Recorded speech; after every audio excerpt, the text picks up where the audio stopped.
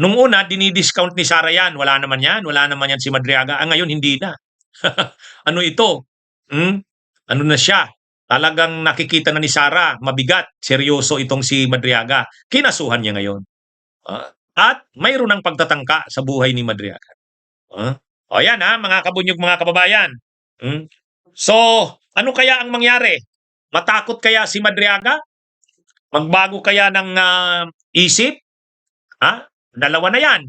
Kinasuhan siya ng perjury ni Sara Duterte. Pangalawa, may pagtatangka na daw sa buhay ni Madriaga. Inano ng isang inmate, tinangkayatang pagtangka na ang buhay niya. Sumulat yung mga abogado ni Madriaga, sumulat sa NBI kay Attorney Melvin Matibag, yung bagong direktor, humihingi ng tulong. Ngayon, sa mga nangyayari ba na yan, matakot na kaya si Madriaga? Sa tingin ko, hindi. Hindi ito. Unang-una, puproteksyonan naman yan si Madriaga ng NBI. Puproteksyonan niya. Saka puproteksyonan din yan ng DOJ.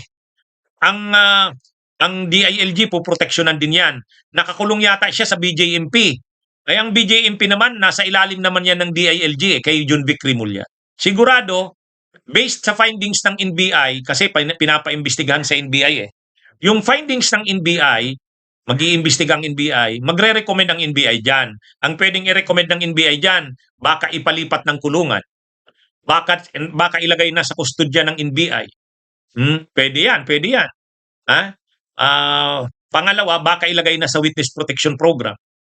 Kasi dapat din siyang masecure hanggang sa trial. Kasi kahit makalusot na sa Kamara yan, impeachment ni Sara, magpo-proceed ang trial sa Senado. Ang trial sa Senado, mga ano pa yan? Abuti na yan ng mga buwan na yan ng Abril or Mayo. So ibig sabihin, kailangan si Madriaga hanggang sa trial sa Senado, kailangan siya doon. Kaya dapat talaga maproteksyonan yan si Madriaga. Hindi lang dito sa Kamara.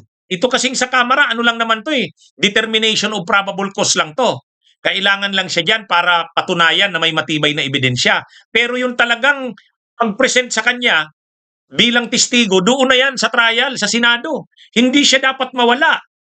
Kasi kung may mangyari sa kanya, wag naman sana, hindi makarating sa Senado, ay medyo baka mapahina ang kaso. Kaya dapat i-secure na si Madriaga hanggang sa trial sa Senado. Kaya tama itong move na ito ng mga abogado niya. Paimbestigahan na sa NBI yung tangkang pagpatay umano, patangka sa kanyang buhay, katapos kung talagang seryoso yon, ilipat na siya ng kulungan. Kasi yung sa BJMP, yung BJMP kulungan sa Taguig, ano yon, sa Bikutan, maraming inmates yan. Mahirap kontrolin yan.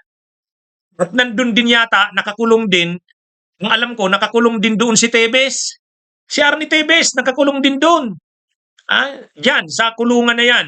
Sa camp, sa Bikutan, Taguig.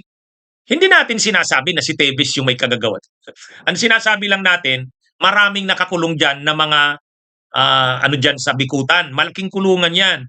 Dapat masecure na si Madriaga hanggang sa trial. Hanggang sa trial.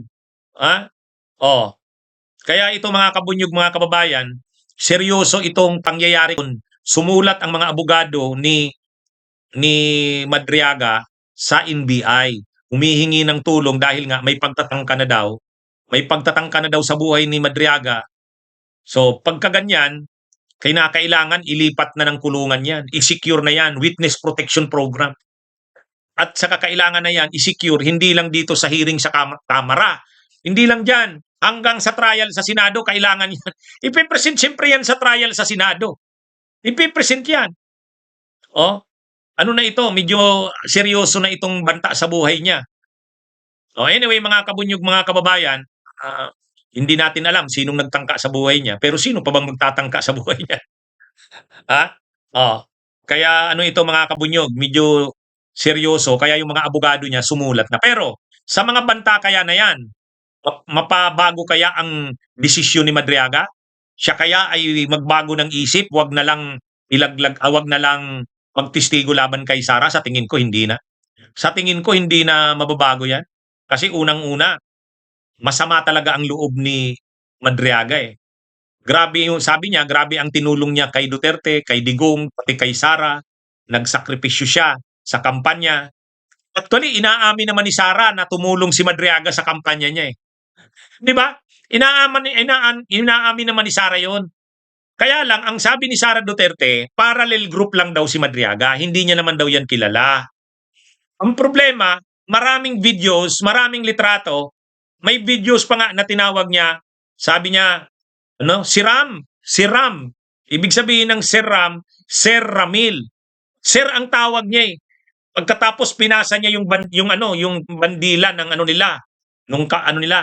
Pag galing ni Sara ng Mindanao, ang sumalubong kay Sara doon sa Matnog, sa pier, para magkaraban, motorcade dito sa Luzon, si Ramil Madriaga. At tinawag niya itong si Ram. Oh. Tapos ngayon, sasabihin ni Sara, hindi niya kilala. Ha? Ano yan? Malalim ang grabe ang sakripisyo ni Ramil Madriaga sa pagkapanalo ni Sara. Yung grupo niya, yung isip, isa yun sa mga malalakas na parallel groups na tumulong kay Sara. At ang sabi ni Ramil Madriaga, ang pondo nila ay galing sa pugo. Siya pa raw nga ang kumukuha ng pera. Kaya nung manalo si Sara, inimbitahan siya sa inauguration ni Sara. Yung picture na yan nakikita nyo, sa Davao City yan, inauguration yan ni Sara doon. Inauguration yan. Kaya lang ang sabi ni Sara Duterte, ay marami naman talagang magpapapicture sa akin. Hindi ko na yan matandaan. Alangan namang hindi ako magpapicture. Pero sa lahat ng okasyon ni Sara, nandyan yan, inauguration, hindi ka naman iimbitahan sa inauguration kung hindi ka special. Di ba? Di ba? Iimbitahan ka ba? Hindi ka naman taga Davao. Pinapunta ka ng Davao sa inauguration. Pangalawa, maraming mga pictures at videos na nagpapakita na talagang lagi silang nagmi-meeting. Mayroon pa ngang mga Zoom meeting si Sara Duterte at saka si Madriaga. Mayroong mga Zoom meetings. Hindi ka naman makaka-join sa Zoom meeting pag hindi ka, parang hindi binivet yung pagkatao mo. Halimbawa si Leni Robredo noon, makaka-join ka ba sa Zoom meetings ni Leni kung hindi ka naman kilala? Sos, yun? Kaya yan, medyo hindi basta-basta susurinder na yan si Madriaga kasi masama na ang loob niya eh. Ang dami niyang parang sinakripisyo kay Sara, tumulong siya, tapos nagpagamit siya, naalala niyo yung kanyang sinumpaang salaysay? Pinagawa siya ng kung ano-ano. Siya yung nag-deliver ng mga pera sa confidential funds. Siya ang nag-drive. Kaya alam niya yung pasikot-sikot noon. Kaya lang nga, nung bandang huli, tumulong siya sa mga magsasaka sa Bataan. Ang ginawa kinasuhan nila si Harry Roque ng land grabbing. Nagalit si Harry Roque sa kanya, ginantihan siya ng kidnapping for ransom. Ang mga pinalabas na kinidnap daw ni Ramil Madriaga, mga Chinese. Pero yung Chinese na yon, yan yata yung mga kapartner ni Roque sa Pugo. Kaya ang nangyari dyan, humingi siya ng tulong si Ramil Madriaga kay Sara. Hindi naman siya tinulungan. Doon, nakakulong siya ngayon. Tapos ngayon, sinasabi niya na ang lahat niyang nalalaman. Ako, hindi ko makasiguro kung itong si Ramil Madriaga ay mapagkakatiwalaan. O kaya credible ba ang kanyang testimonya. Pero pinuntahan na siya ni Leila de Lima kinausap Alam nga namang si Leila de Lima madadala lang ng basta-basta. Pangalawa, pinuntahan ni Congressman Benny Abante. Pinuntahan ni Congressman Benny Abante. Si Congressman Benny Abante, mapapaniwala mo ng basta-basta? Kaya ako, kahit hindi ko naman niya nakakausap si Madriaga, sino ba naman ako? Pero pinuntahan na ni Congresswoman Leila de Lima sa kulungan, nakausap niya raw at matibay naman daw yung mga sinabi. Tapos si Congressman Benny Abante, kaya nga ayaw naman na gamitin ni Congressman Benny Abante yung testimonya ni Madriaga nang hindi niya muna nakakausap. Kaya kinausap ni Congressman Benny Abante, pinuntahan niya.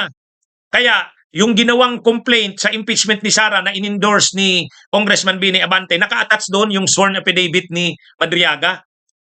Kaya si Madriaga ngayon, nakakita siya na tinutulungan siya ng gobyerno. Pwede siyang gawing isailalim sa Witness Protection Program. Pinoprovidean siya ng lahat ng tulong. At itong mga nangyayaring ito, sinisecure siya, pwedeng isecure siya ng NBI, ng DOJ, at ng House of Representatives. Kasi kung testigo siya sa impeachment, importante siya. Kaya sa tingin ko, hindi na basta-basta yan aatras si Madriaga. Hindi basta-basta aatras yan. Kaya lang, talagang ginagawa lahat para umatras siya. Una, kinasuhan. Pangalawa, may pagtatangka na daw sa buhay. Anyway, yan mga kabunyog, mga kababayan, ha? Yan ang mga developments dyan kay Sara versus Madriaga. Umiinit na.